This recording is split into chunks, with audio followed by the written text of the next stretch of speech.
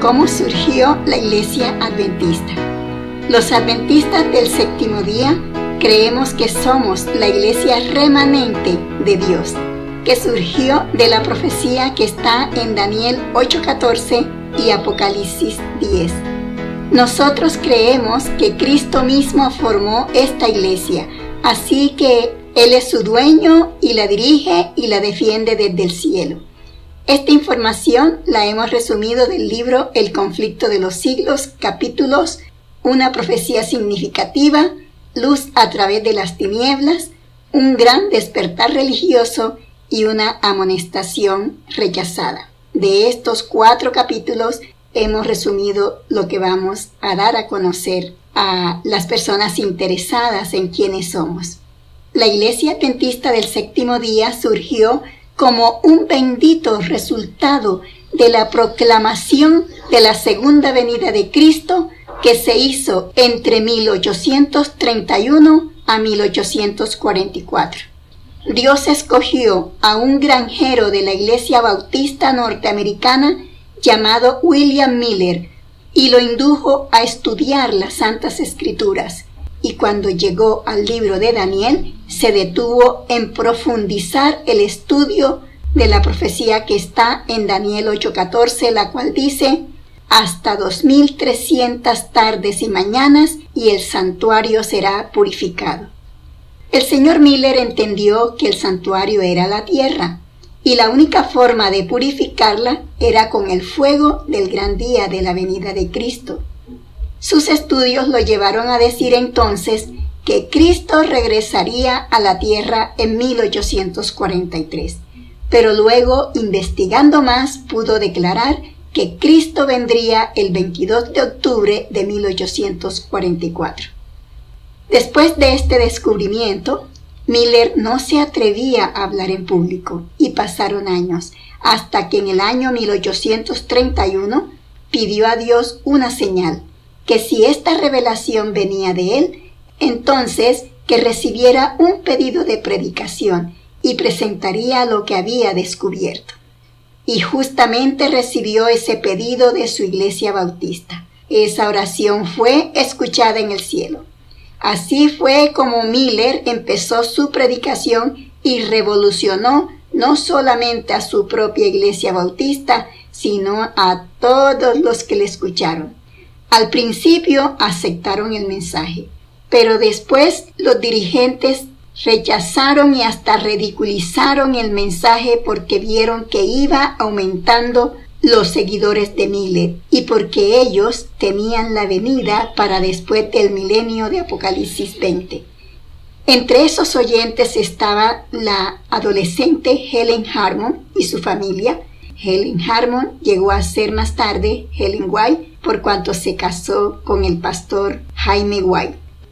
Pero Miller vio que el movimiento adventista, como así fue llamado, creció como una ola por todos los Estados Unidos y continuó predicando y atendiendo invitaciones en varias partes de los Estados Unidos, produciendo arrepentimiento, conversiones, consagración y reavivamiento.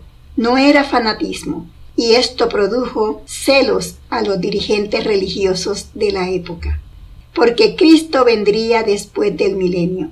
Y además, decían ellos, porque las profecías de Daniel y Apocalipsis estaban selladas y eran incomprensibles.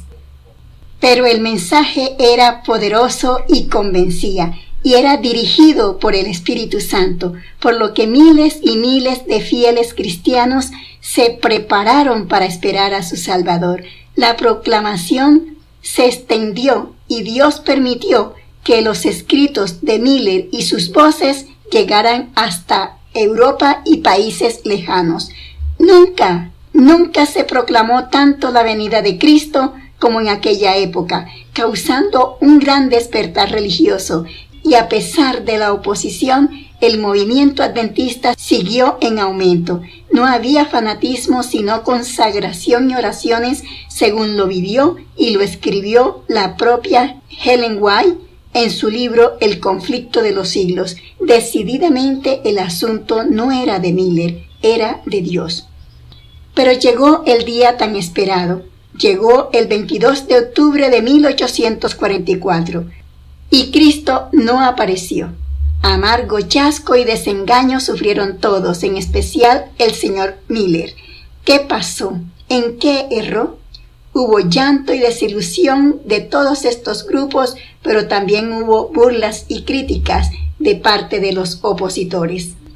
Hasta que en otro lugar de los Estados Unidos, en el estado de Nueva York, en una población, había otro grupo chasqueado, y en una visión que Dios le dio a un hermano llamado Hiram Edson, él vio que Cristo no venía a la tierra para purificarla, sino que ese día, 22 de octubre de 1844, Cristo había pasado del lugar santo al lugar santísimo del santuario celestial para empezar a purificarlo a través del juicio a los redimidos.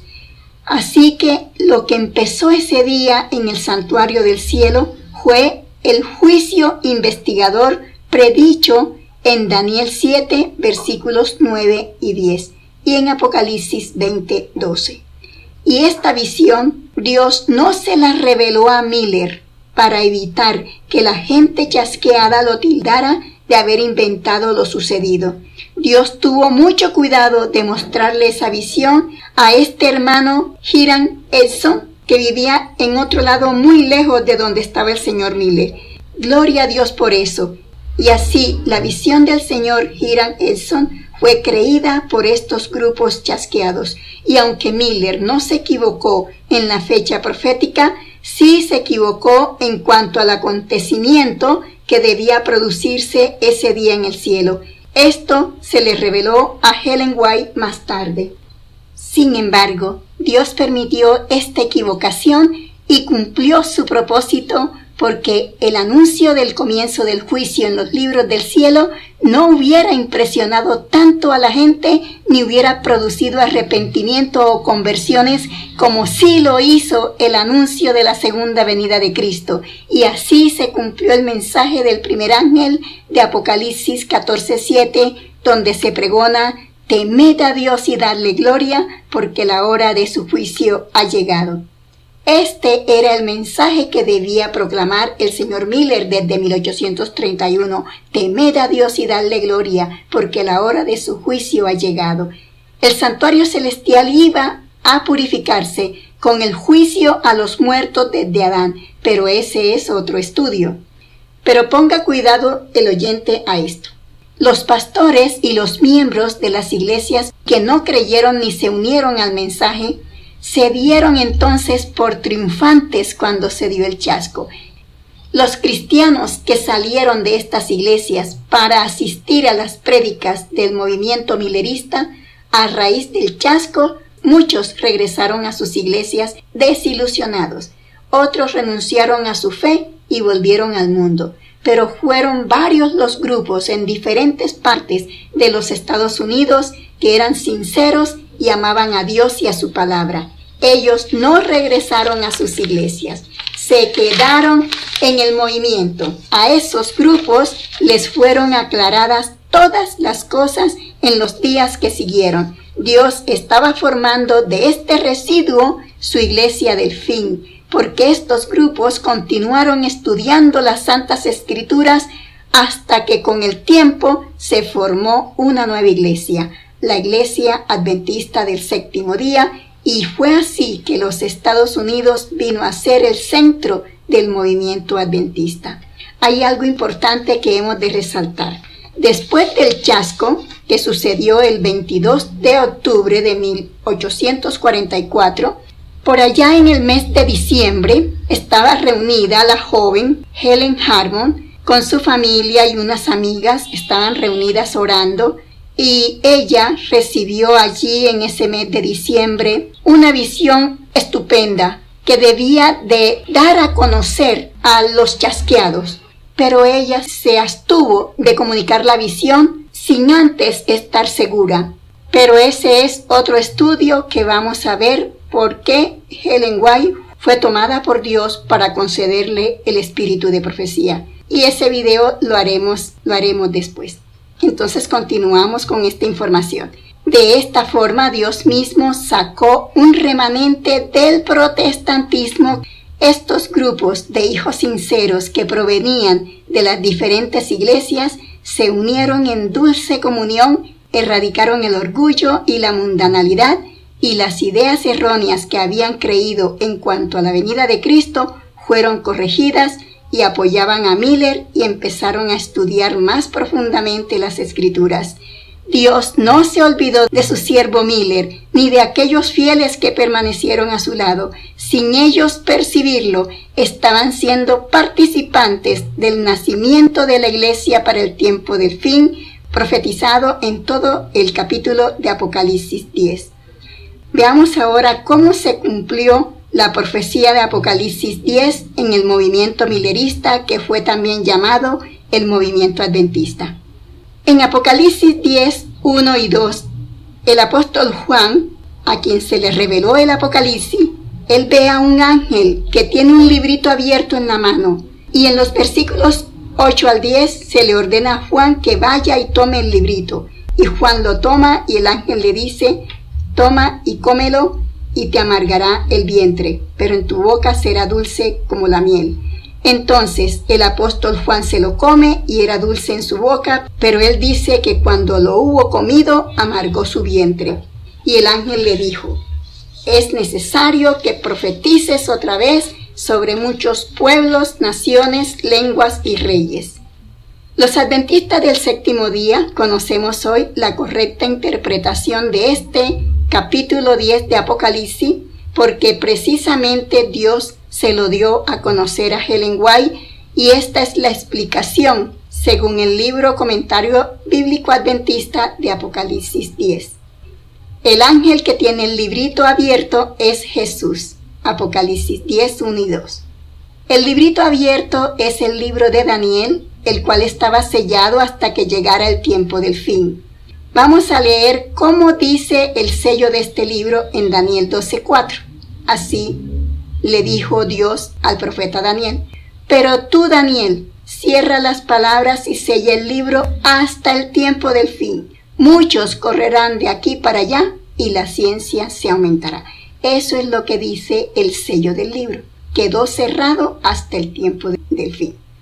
Entonces, este librito estaba abierto en la mano del ángel. ¿Por qué estaba abierto? Porque se iba a abrir y a entender. Era el tiempo de quitarle el sello. Se le ordenó entonces al apóstol Juan que tome el librito y se lo coma. Aquí el apóstol Juan estaba representando al señor Guillermo Miller y a todos los colaboradores de él que proclamarían el mensaje adventista en los diferentes sectores de los Estados Unidos. Así que el apóstol Juan estaba representando a ese grupo. El acto de comer el librito, según Ezequiel 3, del 1 al 7, que el oyente puede investigar, el acto de comer el librito simboliza leerlo, estudiarlo, escudriñarlo, digerirlo, entenderlo y proclamarlo. Y así como le pasó al profeta Ezequiel, en ese pasaje de Ezequiel 3, 1 al 7, así también le pasó al señor Miller y a sus colaboradores. Ellos se comieron el libro de Daniel con tanto gozo que comprendieron y predicaron Daniel 8:14 como si fuera la segunda venida de Cristo, y les fue dulce como la miel esa predicación. Pero al ver que Cristo no vino en la fecha esperada, se chasquearon y toda su alegría y sus esperanzas se vinieron abajo. Este chasco les amargó el vientre. Fue una experiencia dolorosa y amarga, pero Dios estaba dirigiendo este movimiento. Ellos no estaban solos. No se olvidó de esos fieles que quedaron dispersos en grupos por todos los Estados Unidos y que continuaron estudiando la profecía y entendían que debían seguir adelante, predicando no solo la venida de Cristo, sino también el comienzo del juicio investigador en los libros del cielo, que estaba escrito en Apocalipsis 14, del 7 al 12. Y así se fue cumpliendo lo que estaba predicho. Es necesario que profetices otra vez sobre muchos pueblos, naciones, lenguas y reyes.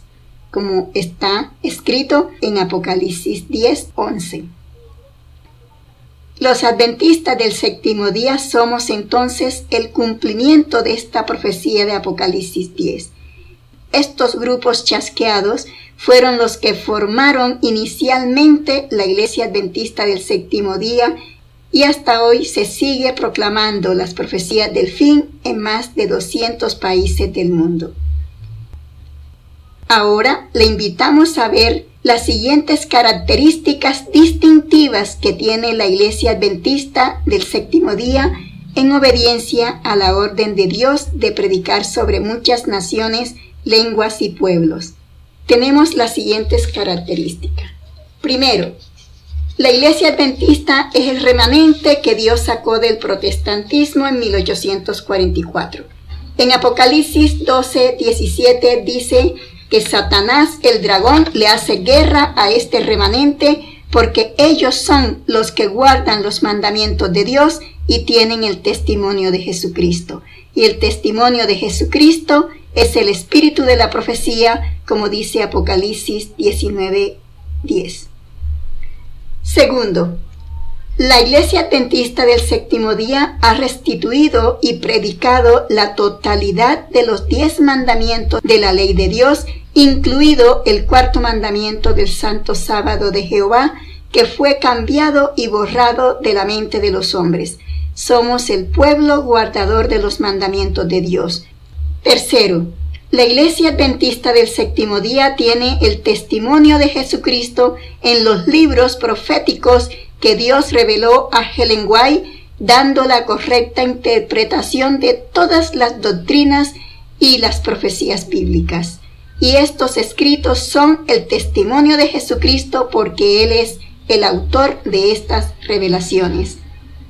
Cuarto, la Iglesia Adventista del séptimo día predica y enseña por todo el mundo estas profecías del fin, así como las verdaderas lecciones desde el Génesis hasta el Apocalipsis.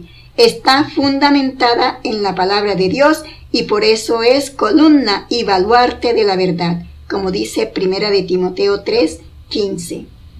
Quinto, la Iglesia Adventista del séptimo día tiene unidad en doctrinas y ritos. Practica el bautismo por inmersión, tal como lo dicen las Escrituras en Mateo 3:13-17. Celebra la Santa Cena, tal como el Señor Jesús lo enseñó en 1 de Corintios 11:23-29.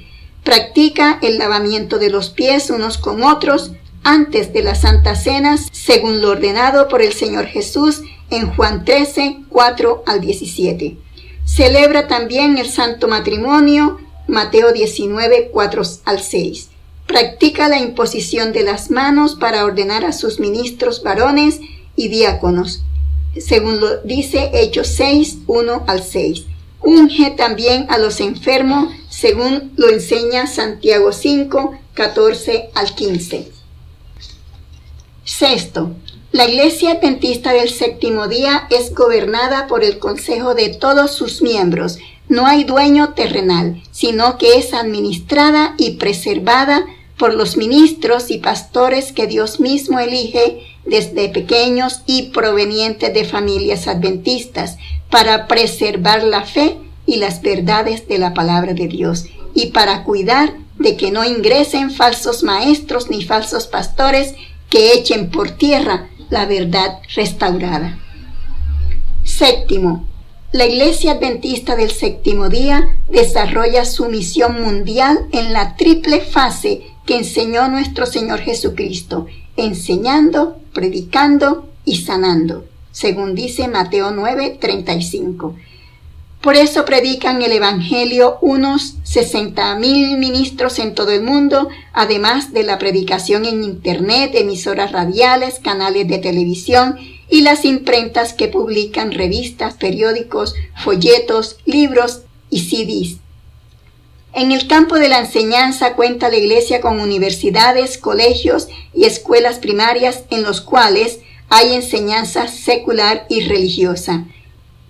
Y en el campo de la salud cuenta en muchos países con hospitales y sanatorios, además de lanchas, clínicas rodantes y avionetas sanitarias para asistir a los habitantes de las islas de ultramar y enseña la dieta vegetariana para reversar las enfermedades o para recuperar la salud.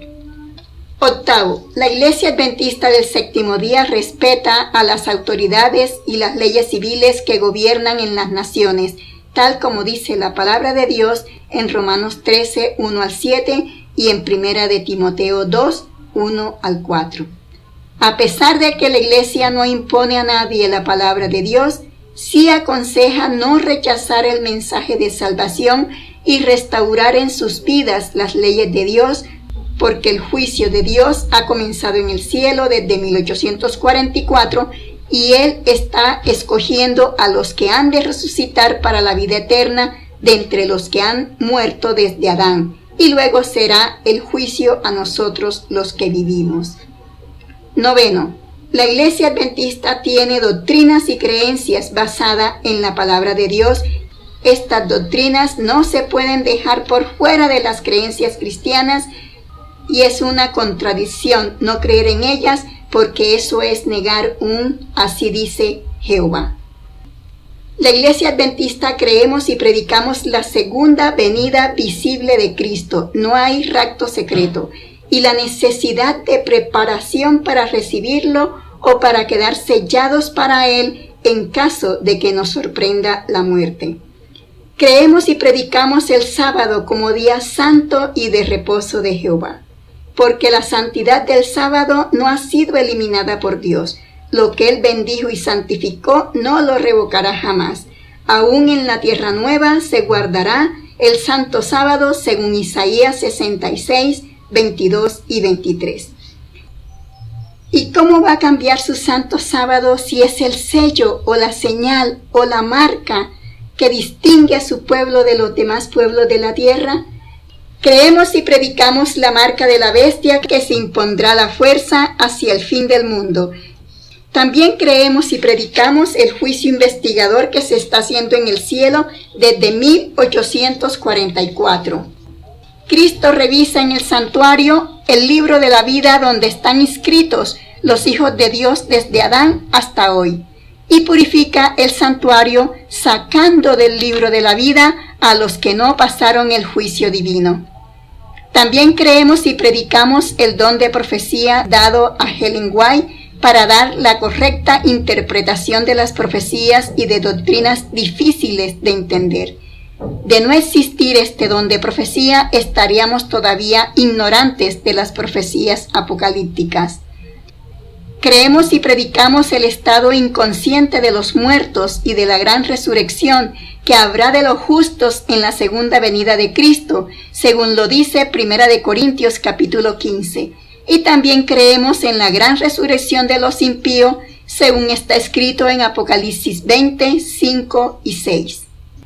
Creemos y predicamos el mensaje de los 3 ángeles de Apocalipsis 14, 6 al 12. También creemos y predicamos que nuestro cuerpo es templo del Espíritu Santo, como dicen las Escrituras en 1 Corintios 3, 16 y 17, y 1 Corintios 6, 19 y 20. Por lo tanto, debemos guardar nuestro cuerpo en forma saludable con la alimentación que Dios nos propuso en Levítico capítulo 11 y en una alimentación vegetariana integral, utilizando los 8 remedios naturales que nos ha dado Dios a través de su sierva Ellen White para este tiempo del fin. Abstenernos de todo lo que causa debilidad y enfermedad, como los licores, los cigarros y las drogas narcóticas. Creemos también y predicamos una vestimenta sencilla y decente, digna de las hijas de Dios, sin el uso de adorno con joyas y la sana recreación sin bailes ni distracciones mundanas. Porque Dios ha dicho que somos un pueblo santo, no mundanos, que salgamos del mundo, que no amemos al mundo. Escrito está en 1 de Juan 2, versículos 15 al 17. También creemos y predicamos los diezmos y ofrendas, pero nuestros pastores no obligan a nosotros los miembros para que demos los diezmos y ofrendas, ni nos cobran tampoco. También creemos en otras doctrinas basadas en la palabra de Dios que tal vez en estos momentos se escapan. Queremos dejar en claro esto. No todos somos fieles adventistas, porque Satanás ha traído a nuestras filas mundanalidad y cizaña, pero Cristo se encargará de separarla de su iglesia. ¿Cuándo? En la cosecha final. ¿Y qué más diremos? Satanás con sus potestades de las tinieblas está lleno de ira contra nosotros, la iglesia adventista del séptimo día, y no con ninguna otra iglesia. Puede leerlo en Apocalipsis 12:17, que él se fue a hacer guerra contra los que guardan los mandamientos de Dios y tienen el testimonio de Jesucristo. Y ha echado menosprecio sobre nosotros los adventistas ante el mundo que no gusta de las leyes de Dios, pero la iglesia adventista del séptimo día tiene comienzo profético y no humano. Nunca se imaginó William Miller que fuera el pionero de la iglesia adventista, iglesia catalogada en el último periodo de la cristiandad. Ni William Miller, ni Hiram Edson, ni Joseph Bates, ni Ellen White, ni Jaime White, ni los subsiguientes administradores ni pastores, ninguno de ellos se adueñaron de la iglesia. Cristo la cuida desde el cielo. Por todo esto, no nos avergonzamos de nuestro nombre, porque es el nombre que el Señor nos ha dado, y ese es el nombre que expresa nuestra fe. Nos llamamos adventistas porque predicamos y esperamos la venida del Señor, y del séptimo día porque restauramos, santificamos y predicamos el santo sábado de Jehová, que es el cuarto mandamiento de la ley de Dios. Dios le ha dicho a Ellen White que este nombre, Adventistas del séptimo día, expresa el carácter de nuestra fe firme en las verdades bíblicas, y es así como glorificamos a Dios, restaurando estas preciosas verdades a la gente. Le invitamos entonces con amor a que siga conociendo nuestros mensajes en nuestro culto principal de adoración los días sábados desde las 9 de la mañana. Dios les bendiga y agradecemos compartir esta verdad con sus familias y amigos.